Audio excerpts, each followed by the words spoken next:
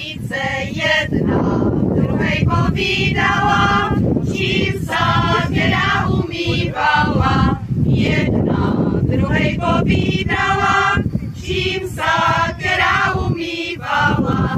Jedna praví bílým vínem a tá druhá rozmarínem a tá třetí čistú vodu.